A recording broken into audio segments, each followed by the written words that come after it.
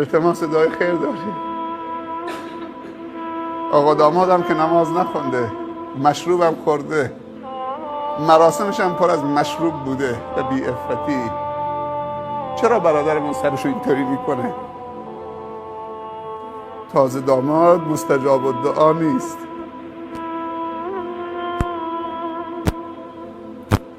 از کی مستجاب الدعا نشده؟ از زمانی که پشت کردیم به فرهنگمون، به دینمون، به آیینمون. من میخوام شاد باشم، بیا لطفی، بیا اورتا بزنن کیف بکنیم.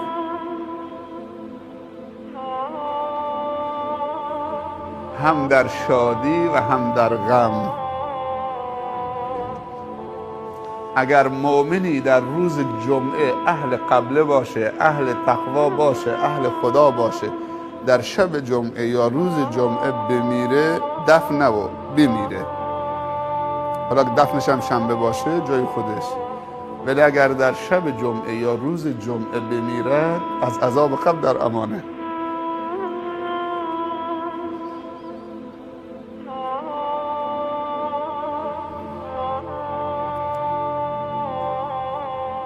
و اگر در مدینه هم بتونه کسی بمیره، یعنی خودکشی نکنه اونجا، مرگ طبیعیش اونجا بیاد، بره سفر عمره، اونجا تقدیرش باشه که بمیره، اولین گروه که قبر ازشون باز میشه بعد از پیامبر اهل بقی هستن.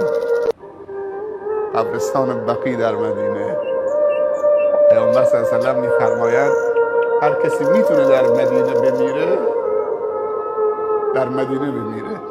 یعنی از خدا بخواهد که اگر میخواهی اجلم را برسانی، طوری باشه که من تو مدینه باشم.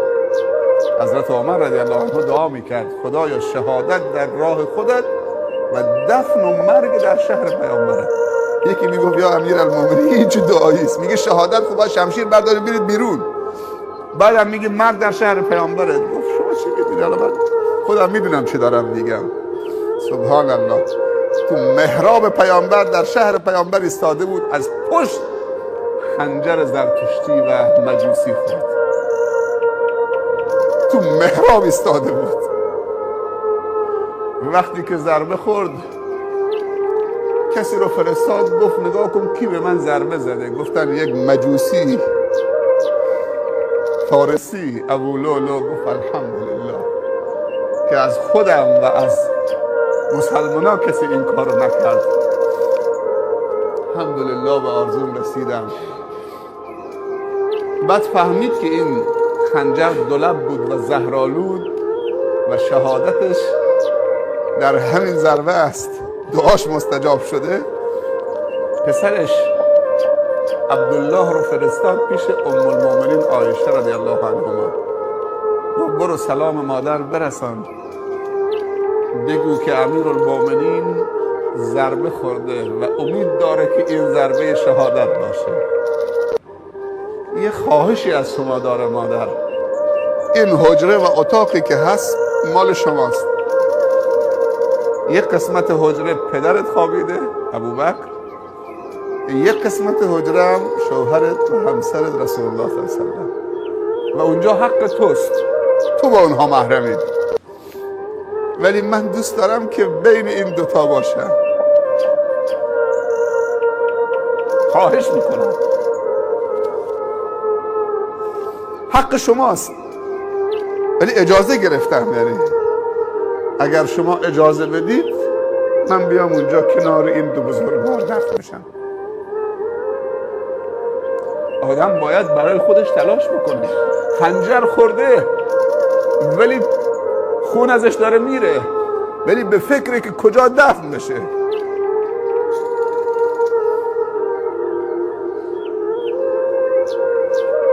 آخر ام المؤمنین گفت باشه سلام امیرالمؤمنین برسان. بگو اشکال ندارد، شما اینجا دفن بشوید، منو در قبرستان بقی دفن کنید. چون من همیشه میشنیدم از رسول الله صلی الله علیه و سلم که همیشه اسم این دو نفر بر زبانش بود، اگر بیرون میرفت میگفت خرجت انا و ابوبکر و عمر. اگر داخل میآمد میگفت دخلت انا و ابوبکر و عمر. اگر می نشست، اگه بلند میشد، همه حرف و حدیثش این دو نفر بود.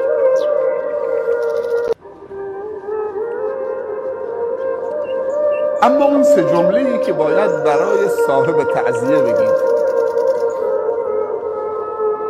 پس سه تا جمله باید خود اون مصیبت دیده بگه. چی شد؟ انا لله و انا الیه راجعون، اللهم اجرنی فی مصیبتی واخلف لی خیرا منها. به فارسی هم بگید. سه تا جمله باید کسی که برای تعزیه میره به مصیبت دیده بگه. اعظم الله اجرکم، خدا اجر شما را بزرگ قرار بده، به شرطی که صبر کنید. و احسن عزاءکم، هم دعاست و هم تذکره. و عزاداری شما را حسن، زیبا، نیکو، به گفته خودمون جون قرار داد. چه دعای زیباییه. و احسن عزاءکم، تعزیه شما تعزیه خوبی باشه. و غفر لمیتکم، دلشون هم به دست میاره، خدا میت شما را غریق رحمت و مغفرت کند. ما هم این سه جمله رو به این بازماندگان عزیزمون تقدیم میکنیم. اعظم الله اجرکم و احسن عزاءکم و غفر لمیتکم. بگید آمین.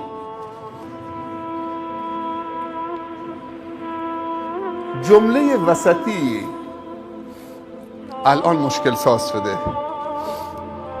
احسن عزاءکم، همینطوری که در شادیمون فرهنگمون برباد رفته، اصالتمون از دست رفته، فرهنگ بی تقوایی و بی عفتی تو عروسی ها حاکم شده، تو عزاداری ها هم فرهنگ بی سنتی حاکم شده. همش مندرآوردی و سلیقه شخصی است. یکی میاد میگه مادرت یا پدرت مثل کوله خشک، ما تو سرو میشنویم، مثل کوله خشک زی خاک شد، نه ختمی، نه خیراتی، نه پلوی، نه چیزی به مردم شده، مثل کوله خشک شد زی خاک، دست خوش تکون برگشته. هر کسی پدرش مادرش دوست داره، زورش میاد که اینطوری بهش بگن اگر شده بره 5 میلیون تومان قرض بگیره پلو به مردم بده، که کسی نگه مادرشو مثل کوله خوش زیر خاک زد. دیگه حرف خدا و رسول خدا براش مهم نیست که آیا این عزاداری طبق سنت خدا و رسول خداست یا نه. عزیزی در محله ما فوت کرده بود. سنته که همسایه ها غذا ببرن، این 3 روز خانواده میت دست به سفید و سیاه نزنن، اصلا آتش روشن نکنن، بنشینن صبحانه، نهار، شام همسایه ها، حتی اگر صاحب میت و مصیبت میلیونر باشه. بحث میلیونیر نیست، بحث همدردی است که این 3 روز اینها داغ دارن، عزادارن، ناراحتن، مشکل دارن. ما باید بریم اونجا چه سفره بندازیم، غذا برشون تهیه بکنیم، سفره بکشیم جلوشون، ظرفای نشسته هم بر بگردونیم خونه بشوریم. حالا مهمانی از راه دور قوم و خویشاش آمدن اشکال نداره، ولی کل شهر اونجا جمع بشن که پلو خوری است، خیلی اشکال داره. خب ما گفتیم که یک روزش هم ما سهم ما بدید بیاریم. وقتی که بردیم اونجا روز جمعه بود، تحویل دادیم، برگشتیم، یکی از بچه هایی که حالا اونجا بود میگه تا دیگ آوردن داخل، یه زنی بلند شد سر دیگ باز کرد، اون طرف سر اون دیگ باز کرد، اون طرف نگاه کرد، این غذاست که آوردن، دسر که نداره، نوشابه و ماست اینا، سبزی که نداره، فلان که نداره. سبحان الله. چطوری دندانش تیز کرده، زن همسایه آمده نشسته، چطوری از دلت در میاد که بگی نوشابهش کجاست؟ برای تو نیاوردن، برای این داغ دیده ها آوردن. پس سبزیش کجاست؟ پس لیموش کجاست؟ شیعه و سنی الان تو باطلاق گیر کردن، تو 3 تا اسراف: اسراف عروسی، اسراف عزاداری، اسراف حج. پول حج 2 میلیونه، سوغاتیش 10 میلیونه. طرف آب زمزم جلوش گذاشتی با خرمای مدینه، بازم امید داره وقتی در اتاق باز میشه یه پلاستیکی. درسته یا نه؟ آب زمزم بهش دادید، خرمای مدینه، ماء زمزم لمن شرب له، آب زمزم به هر نیتی که بنوشی، به نیت پاکی، طهارت، به نیت شفا. آب زمزم خورده، خرمای عجوای مدینه هم خورده، الان نشسته. تا در اتاق باز شد پلاستیکی چیزی نیومد. طرف 2 تا گاو خریده بود، چند تا کوچ، میگفت هنوزم تمام نمیشه. دیگه کوچ میارن، گاو گوساله من دیدم تو فرودگاه بندر عباس، باور بکنید. آمدن استقبال حاجی، همونجا خون میکنن.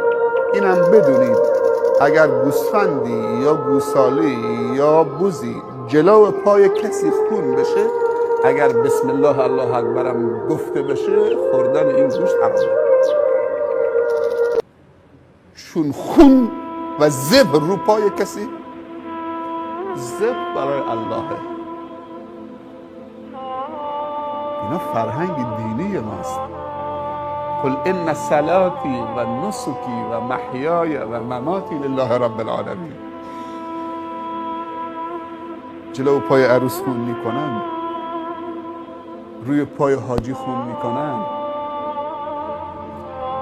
هر کدوم یه دوربین، چه ماشین عروس داره میره چه حاجی، همجور بو بو بو.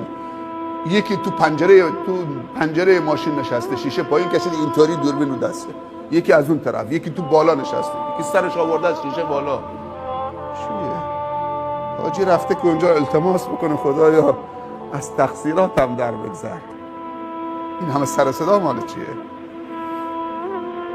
بعدم حاجی برگشته این کباب و این بساط و هنوز دست و پاش بوی مکه داره میاد، بلافاصله 20 تا قلیون تو خونش چاق کردن که مهمونایی که دارن میان پذیرایی بکنه.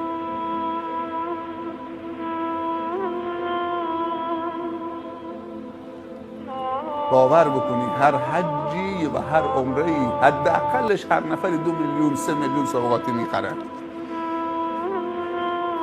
طرف واجب الحج واجب العمره است، چون پول سوغاتی نداره حالا توش مونده.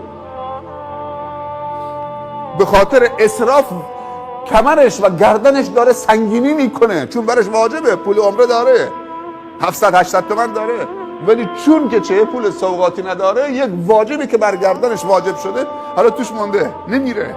سخن مردم. اسراف عروسی که تا دلت بخواد، اسراف عزاداری که دیگه وحشتناکه. الان شیعه و سنی توش موندن. شاید عروسی تو 20 سال تکه تکه جمع بکنید، خیلی فشار بهت نیاد برای پسرت، پارچه طلایی، چیزی، کلیری، یخچالی، ولی مرگ یک دفعه میاد. یک دفعه 5 میلیون از کجا میارید؟ یک دفعه 7 میلیون از کجا میذارید؟ 3 روز و هفته و 40 روز و 4 ماه و سال. و آقای قرائتی تو تلویزیون، من خودم تلویزیون باز کردم صحبت میکرد. آقای قرائتی شیعه است یا سنیه؟ آخونده یا فرد عادیه؟ از روحانیون بزرگ شیعه است. میگه یک نفر فوت کرده بود، خودم شنیدم با این گوش خودم. میگه رفتم تعزیه، فرهنگی بود، گفتم که مرگ حق است و این شطوری است که در خانه همه میخوابه و زانو میزنه. شما چرا اینطوری گرفته هستید؟ شاد باشید دیگه. انا لله. بپذیرید شما که فرهنگی هستید، ماشاءالله معلم هستید و مردم عادی چی؟ گفت جناب آقای قرائتی، من میدونم که این مرد شطوری است که در خانه همه میخوابه ها، ولی من میبینی که سرم گرفتم به خاطر یه حقوق بگیر ما 200,000 تومان الان باید برم 5-6 میلیون قرض بکنم به خاطر پلو خوردن این و اون. بعد آقای قرائتی میگفت حرام حرام حرام، به هم دیگه رحم بکنید، نکنید این کار. میگم شیعه و سنی توش موندن. این چیزها مختص شیعه نیست، مختص سنی هم نیست. من خودم شنیدم تو محله خودم ما بخون مثل کولی خوش که از این خاک رفت مشتی وهابی پیدا بوده. وهابی چیه؟ آقای قرائتی وهابیه؟ وهابی شو انسان که عقل و شعور داره که دیگه 50 تکه پارچه میارن در خونت میزنن، هر پارچه 10,000 تومان نمیشه با نوشتش. بعضی موقع هم این پارچه ها تا 2 روز 3 روز 1 هفته هست.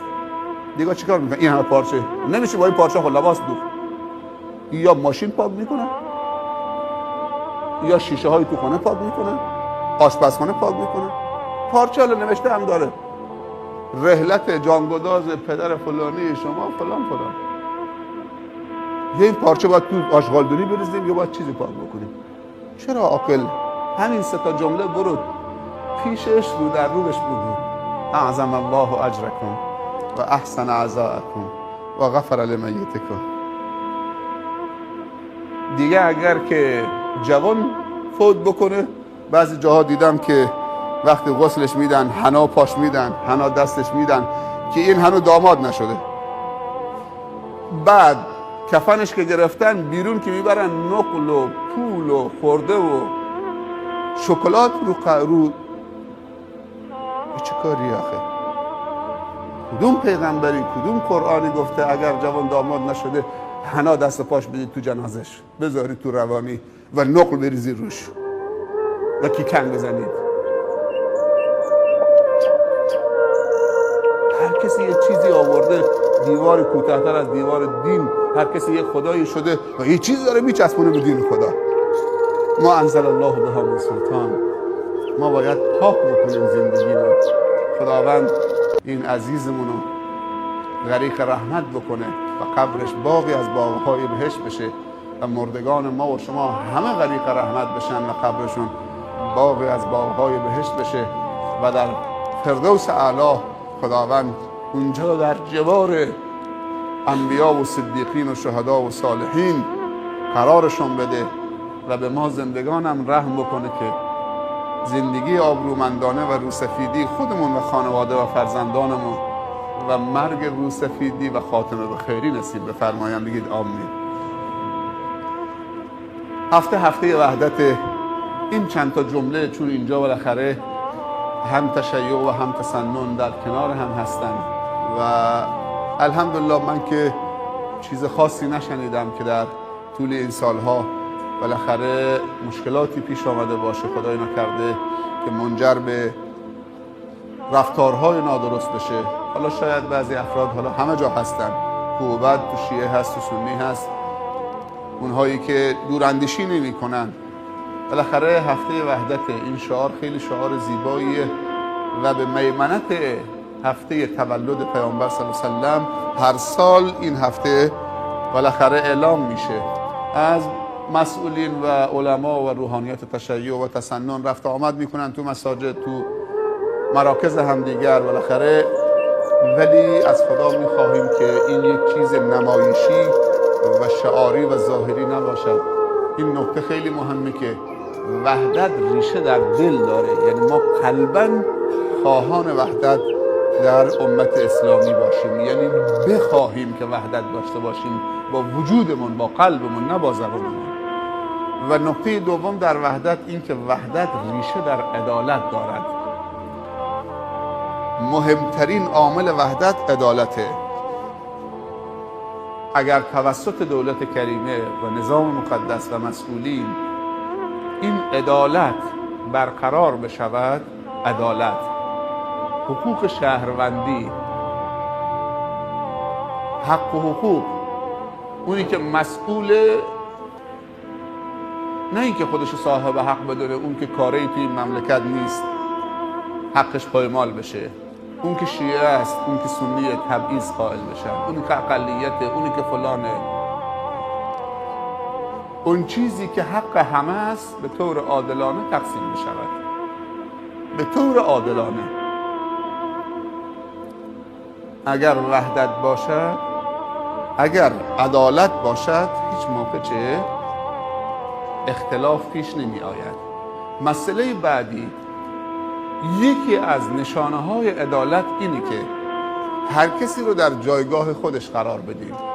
مثلا من سنی میگم وحدت با شیعه، اما میام به خودم و اهل سنت نمره 20 میدم، به شیعه چون که شیعی سنی نیست نمره 0 میدم.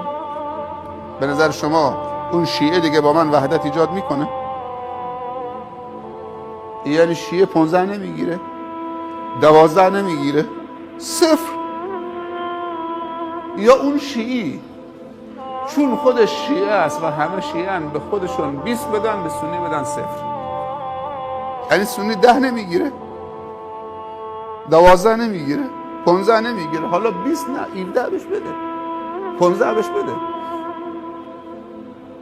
این دوباره تبعیضه.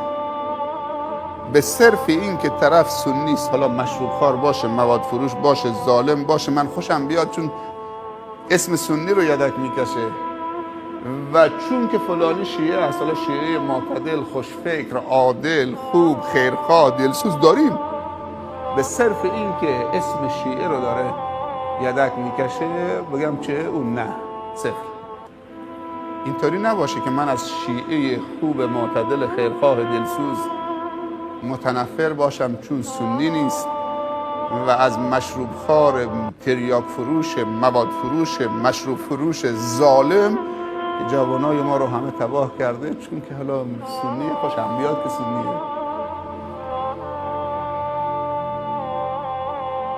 تو نمره دادن سعی بکنیم که وگرنه مشکل پیش میاد. اگر افراد عادی عامل اختلاف باشن بین شیعه و سنی، بزرگان قوم، علما، ریش‌سفیدای شیعه و سنی گوششون میگیرن، تذکرشون میدن، مشکل حل میشه. ولی اگر مسئولین و بزرگان شیعه و سنی عامل اختلاف باشن چی میشه؟ کی گوششون میگیره؟ باید بزرگان دو طرف از خدا بترسن.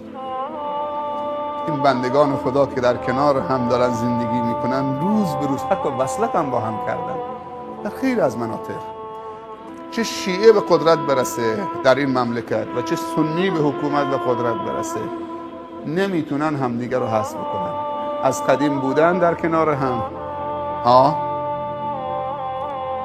نه سنی حذف شده نه شیعه حذف شده، هم شیعه وجود داره و هم سنی وجود داره. حالا حکومت داره میچرخه، بعضی موقع دست شیعه میفته، بعضی موقع دست سنی افتاده در قبل از دولت‌های صفوی، ولی چه بازم سنی وجود داره، بازم شیعه وجود داره. پس بهترین راه اینه که به فکر حذف همدیگر نباشیم وقتی قدرت میگیریم،